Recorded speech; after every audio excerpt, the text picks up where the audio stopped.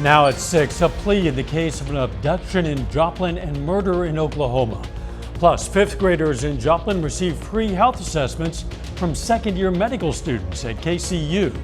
And Southeast Kansas holds a Seniors Unified Olympics for Special Olympians and some senior athletes. The 4 states' most watched news starts now. A Webb City, Missouri man is the last of multiple defendants to plead guilty in a case that involved an abduction in Joplin and a murder in Oklahoma. This is KOAM News at 6. I'm Dow Quick. 29-year-old Trey Ackerson pleads guilty to second-degree murder for killing 35-year-old Jolene Campbell in July of 2020. Investigators say Ackerson robbed Campbell in Joplin. Then Ackerson, along with co-defendant Brianna Sloan, kidnapped Campbell and took her to Mays County, Oklahoma. Ackerson admits he killed Campbell there by shooting her, cutting her throat, and beating her. He could get up to life in prison without parole. 7 other people from the Joplin area have pleaded guilty for their various roles related to the kidnapping or for conspiring to obstruct the federal investigation, including threatening witnesses. Campbell was 35 years old and leaves a grieving family. After this 9th and final conviction, an FBI special agent in the case says, quote, "We hope they can finally begin to heal from this tragic loss." Nice weather out there. Let's check in with Chief Meteorologist Doug Heddy. Yeah, it's been another fantastic day for us today. Look at our temperatures. Most of us pushed 80 during the afternoon. We're in the mid 70s across Missouri, and then Oklahoma, Kansas, we're into the upper 70s, and we aren't alone. Look at the entire Central Plains. Really no heat. It's just very nice September-like weather. We do have some clouds kind of skirting through, especially in our southern counties. We have a wave, a weak one, sliding across parts of Oklahoma into Arkansas. The rain's going to stay south of us, but we are going to have some thicker clouds as we go through the overnight hours tonight. Evening hours, if you want to get outside, of course, evening daylight is shrinking up very quickly. We drop back into the 60s, down into the 50s once again. We're going to look at our next chance for rain, all coming up here in just a little bit. Catch you then. About 150 KCU second-year medical students provided free health assessments to local elementary school kids. Fifth graders from Kelsey Norman, McKinley, and Irving elementary schools participated in Score One for Health. KOAM's Fernandez Silva has the story. Fifth grader at a Joplin elementary school, Peyton Rodriguez, was one of the almost 150 students who had the chance to participate in a preventative health screening initiative, a part of Score One for Health. Instead of going to a regular doctor office for that, Rodriguez was checked out by Kansas City University students. It's more interesting and they don't use big words as much, so you can understand them better. One of the soon-to-be doctors treating elementary school students is Madison Nagel. On her second year in the program, she says that this time offered a more in-depth experience. It's really important for us because this is the most authentic practice that we can get. Score One for Health includes dental, blood pressure checks, and physical assessments. For most second-year med students, this was their first time face-to-face with real patients. Not only a learning opportunity, but also the chance of giving back to the community. There's nothing in medicine like really learning how to do that with a live person. And so they are learning, they are also giving. It's a heartwarming experience in that we have an impact on the community and that the community trusts us. The program prepares them for the upcoming years in med school. When they go into their rotations in their 3rd and 4th year, this builds their confidence and their experience with working with a patient. It also teaches them how to communicate clearly with their future patients. If kids can understand you, then they know what's happening. So it's really interesting that it's such a big perk for us and a huge perk for the community as well. In Joplin, Fernanda Silva, KOAM News. Now, if a medical student saw something concerning about their patients, well, clinical faculty was available to offer support. Mercy Park welcomes a new addition to its Rotary Sculpture Garden. Strength and Courage is the name of the latest sculpture, a bronze lion joining 19 other sculptures populating the park. The work is by artist Catherine Gray Johnston, who sculpted the park's 2021 edition, Wishing on a Star. For her, strength and courage has a personal meaning. I said, yeah, I'll be on board. So that's how the line got started. But the strength and courage is about my parents giving me the strength and the courage right here in Joplin, Missouri to do all of this. And if it wasn't for my parents, I wouldn't be here. The garden is the result of a collaboration between Joplin's two Rotary clubs, the Rotary Club of Joplin and the Joplin Daybreak Rotary. The federal government has given more than $500,000 additional dollars to Kansas recycling infrastructure projects. The EPA's making these funds available for Kansas to improve solid waste management planning, data collection, and implementation of plans.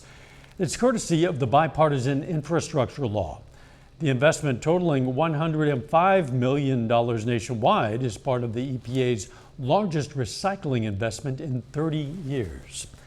Kansas Governor Laura Kelly announces 27 cities will receive a total of $22 million for highway improvements. The money is going to go to improve intersections and state highways extending through cities as part of the Kansas Department of Transportation's City Connecting Link Improvement Program. In our area, Fort Scott and Pittsburgh will each receive $1.5 million for slope and curve improvements. Cities of Girard and Yates Center will each receive $1.5 million for pavement restoration. The funds will become available for the fiscal year 2026. First of its kind nationally, Seniors Unified Olympics was held in Columbus, Kansas. KOAM's Amber Jenkins has more. Special Olympics Kansas partnered with the community of Columbus to host Seniors Unified Olympics, aiming to get everyone moving. I feel like the goal of today is just movement, inclusion, socialization, and just to kind of get out of the house a little bit for a day and spend some time with some friends. Special athletes 45 years and older were paired with a senior citizen to explore various activities. Good job! Volunteer high school students assist the teams and cheer them on. Hey, at least you're having fun, right? So we paired them up just as we tried to keep kind of similar ages, basically. But other than that, we just kind of went a little bit at random. I just met them today. We didn't know who we were getting, but that's probably I like being surprised with it. I like getting to know more of them. The participants appreciate the community coming together for this event. They're also thankful for this day off work. Man, I'm feeling good. I feel great. That's what I do at work all the time. I feel great. The event was expected to have enough participants for 15 teams, but ended with more than 30. The organizers say that's a good sign. Yeah, this is the first time they've ever done this in the entire state and the nation that we know of. We just kind of came up with this idea and we went with it. Reporting in Columbus, Amber Jenkins, KOAM News. Special Olympics Kansas partnered with Compass and Medical Lodges for Seniors Unified Olympics. Later, the Carthage Tigers and the McDonald County Mustangs square off on the diamond. John's going to have details for us coming up in sports. But up next, a shelter in Oklahoma takes feeding those in need to a different level. The mission of most shelters is to provide food for the body and mind. Well, one particular shelter in Oklahoma does just that, but they've taken food production for their residents to a whole new level. Ryan Gillen has details. You want everything on yours? Sitting down and enjoying a hot meal is an important part of the day. But at John 3:16, the organization believes good food You want lettuce? is more than just a basic need. It can be a source of new opportunities and experiences, even outside of the kitchen. You're welcome. Stephen Whitaker and the organization offer that through raising cattle. With the inflation costs, with food costs and beef in particular, we got very serious about getting our own cattle here, and we started getting the fencing done and cattle guards and infrastructure done and hiring people, and got some students moved out to this campus. Whitaker says raising cattle is intense work, but thinks it's meaningful for those in addiction recovery trying to get back on their feet. We're supposed to love our work. It's not supposed to be something we dread, and so it's just one more piece of the puzzle to help people get their lives back together. Along with providing people work, the cows are also being used to feed people coming to the shelter.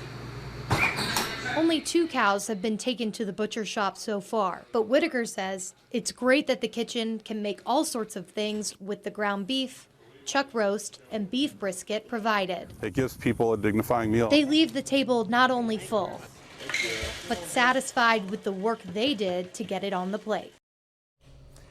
The John 3:16 mission began in 1952 inside a converted fish market in downtown Tulsa. It fed and sheltered 40 people on its first night. A little bit later, the Chiefs look to regroup after their season opening loss to the Lions. John's going to take a closer look in sports. Plus, our temperatures are going to start to warm back up just a bit. And of course, we're going to look at our next chance for rain coming up next.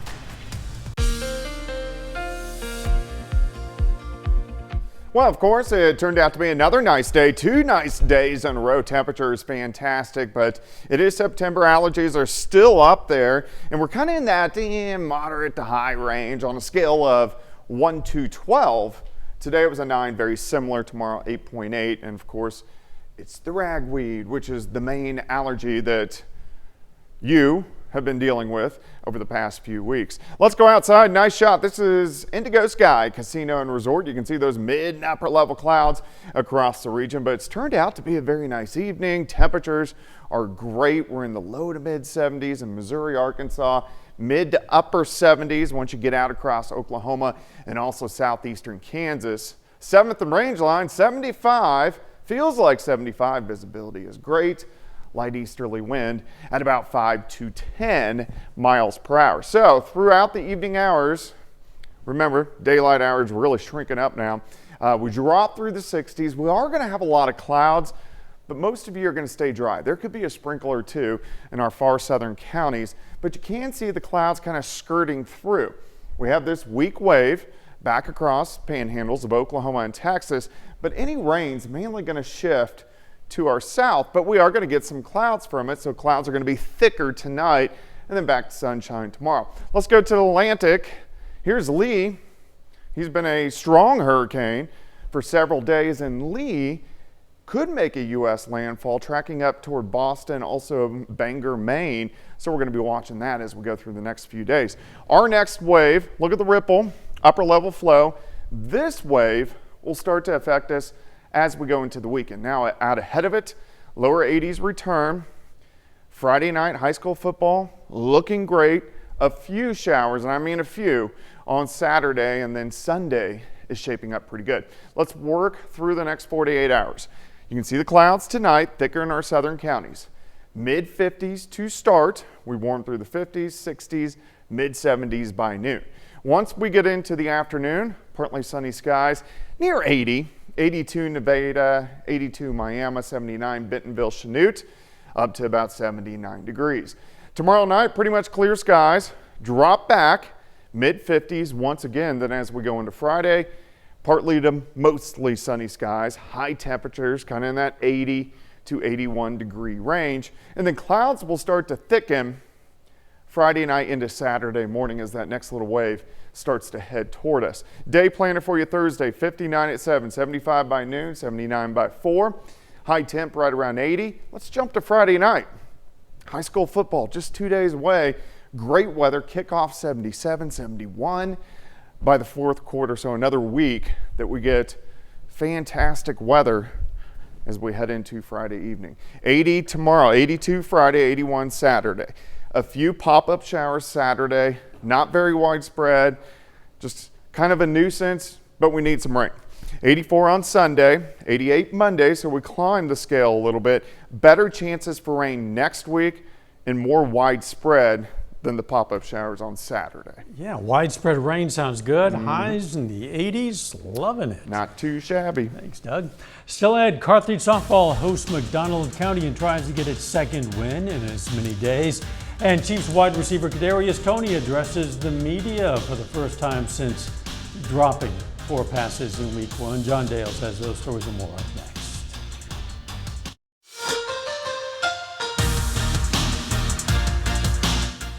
Carthage High School softball went on the road yesterday and took down Webb City 9-1 thanks to an 8-run 4th inning and a great pitching performance from Addison Wallace. Today, the Tigers try to make it 2 in a row at home against McDonald County. A Big 8 and COC crossover matchup between the two schools. We get things started in the second inning. 1-0 Carthage, and this ball popped up. Looks like trouble, but coming in out of nowhere, Natalie Gilming makes the huge catch into the third. Same score. This ball's hit deep to the warning track, but Elizabeth Willis makes the jumping catch at the fence. Carthage gets out of the inning. So into the fifth, game gets tied 1-1. Lexa Youngblood comes through clutch. Avon Willis scores. That's an RBI single. Carthage takes a 2-1 lead. It stayed that way into the seventh. Last chance for McDonald County. Ashlyn Brust is going to track down that fly ball. That'll do it. Carthage hangs on to win a close battle as they beat McDonald County 2-1. Missouri Southern men's golf opens the season at the Blue Tiger Fall Invitational in Lake of the Ozarks. It's the first time the Lions have been on the course as a team since the NCAA Super Regional in Minnesota this past May. And Missouri Southern has been staying sharp over the summer, clearly. The Lions win as a team and have 3 golfers placed in the top 10 individually. Luis Limon comes in third after shooting .216 through 3 rounds. Josh Hamnett begins his senior year with a 7th place finish. Ben Mackman finishes tied for 10th with a .220 through 3 rounds. MSSU finishes 1 stroke better than Central Oklahoma to win the 13-team competition. And the Chiefs are on to week 2.